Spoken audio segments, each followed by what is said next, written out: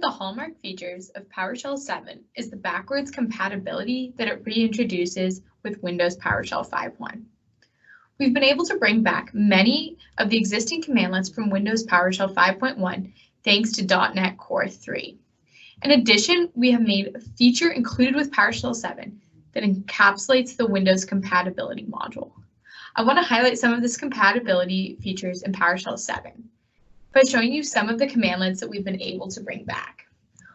One commandlet we've been able to bring back are the clipboard commandlets. So now I can write PowerShell 7 rocks, type that in to set clipboard.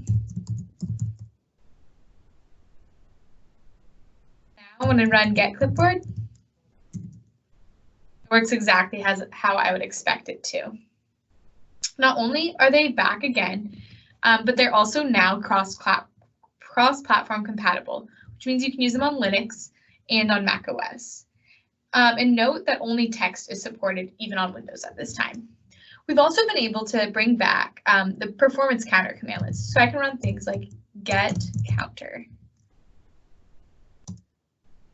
which allows you to get Windows performance counter information. Very excitingly, we've also been able to bring back many of our graphical tool commandlets. With .NET Core 3.0 bringing back WPF support on Windows, we've been able to bring back some of our most popular commandlets like outGrid view. Now I can pipe this into outGrid view.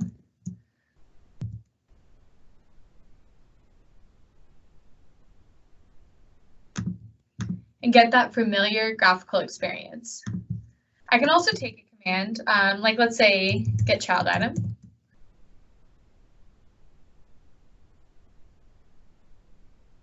Pipe that to outGrid view. And through using the pass-through parameter, you can select items.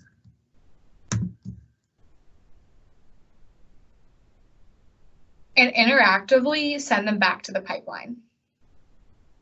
Another exciting graphical tool that's back is show command.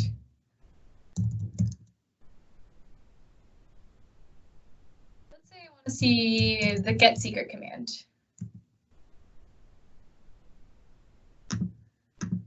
I'm able to see the parameters that are commonly used and pass them through.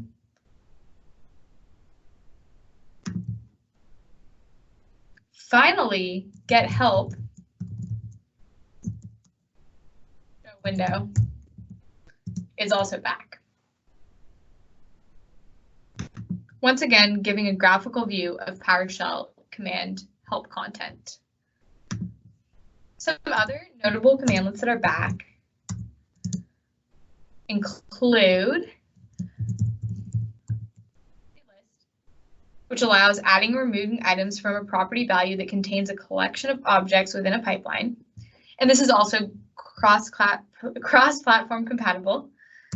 Out printer is also back, which sends a PowerShell object to the printer. And this is Windows only currently.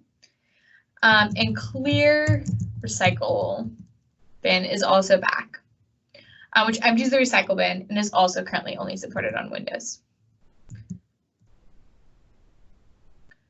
We've also been able to make improvements to the test connection commandlets. The original implementation of test connection in Windows PowerShell relied on WMI, which made it not cross-platform compatible. However, community member and PowerShell repo maintainer Ilya ported the commandlet to work against the .NET Core APIs in PowerShell Core, making it run cross-platform. However, this change also impacted the user experience. So for PowerShell 7, Joel Solo, another community member, made improvements to this commandlet and also got it back to the similar experience from Windows PowerShell. Finally, we also introduced a Windows compatibility layer into PowerShell 7.